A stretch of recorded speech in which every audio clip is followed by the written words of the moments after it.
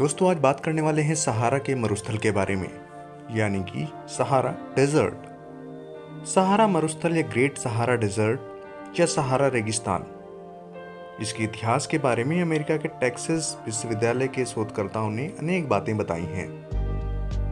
यानी कि आज से लगभग 6000 साल पहले सहारा मरुस्थल बहुत ही हरी भरी भूमि हुआ करता था। पहले सहारा में भी बहुत बारिश होती थी, परंतु अचानक जलवायु परिवर्तन ने इस क्षेत्र को बहुत प्रभावित किया और सहारा एक मरुस्थल के रूप में बदल गया।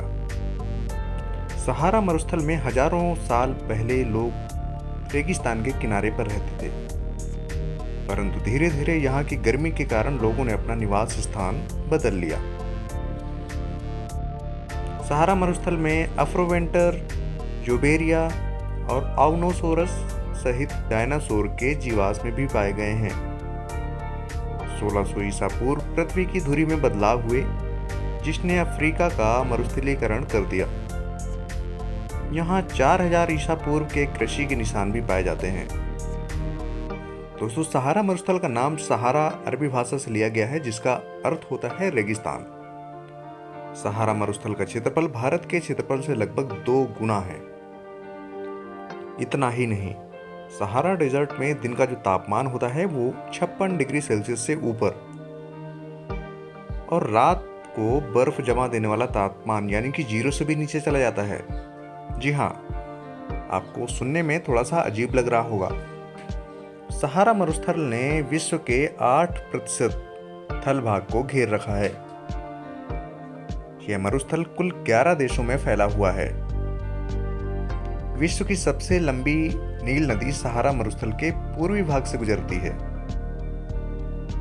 19 दिसंबर साल 2016 को सहारा में 37 साल बाद बर्फबारी हुई थी।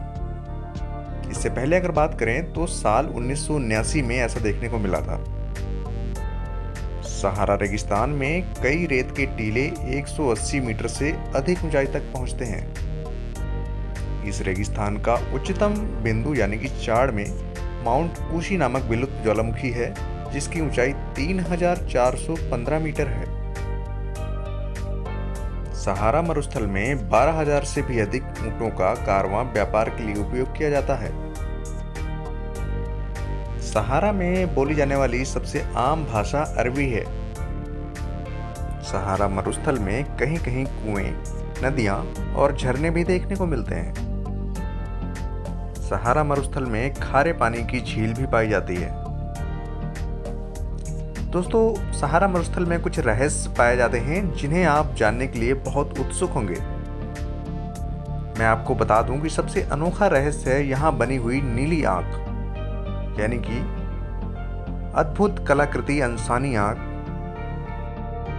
यह बिल्कुल इंसानी आंख के समान ही दिखाई देती है। इस आंख को अंतरिक्ष से स्पष्ट रूप से देखा जा सकता है। कई रिसर्चर्स का मानना है कि यह आंख इंसानों द्वारा बनाई गई थी, और कई शोधकर्ताओं के अनुसार इस अद्भुत संरचना को रेत के बीचों बीच एलियन द्वारा बनाया गया था। इसके अलावा भी रेगिस्तान में बहुत सारे रहस्य जुड़े हुए हैं। कई सालों पहले सहारा रेगिस्तान में बर्फ गिरने से वहां एक नदी का निर्माण हुआ, जिसे गुएल्टा डी आर्चेई के नाम से जाना जाता है। इसी नदी के पानी को पीकर सहारा डेजर्ट के जानवर जीवित रहते हैं।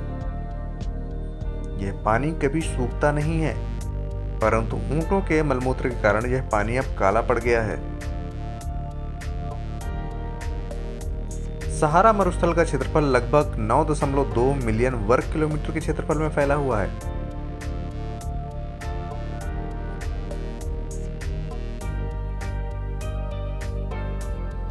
सहारा मरुस्थल में जानवर भी पाए जाते हैं, जिनमें से कुछ विस्क्रा, कैटफिश, गेरबिल, शुतुरमुर्ग, जरबोआ, केप हरे, रेगिस्तानी हाथी, बर्बरी भेड़, डामा हिरन, न्यूबियन जंगली गधा, ये सभी जानवर शामिल हैं। सहारा में पक्षियों की बहुत अधिक प्रजातियां शामिल हैं। सहारा की झीलों और ताल में शैवाल और नमकीन, चिरांट और अन्य कई जंतु पाए जाते हैं। सहारा मरुस्थल का नाम सुनते ही आप अचंभे में पड़ जाएंगे कि यहाँ पौधे और वनस्पति भी पाई जाती हैं। मैं आपको बता दूं कि सहारा रेगिस्तान की कुछ प्रमुख पौधों और वनस्पतियां, जिनमें से लेप्रिन, ओलिव ट्री, सहारन सरू, खजूर, डेजर्ट थाइम, तामारिस्क, बबूलडम, रेगिस्तानी लौकी इत्यादि शामिल हैं।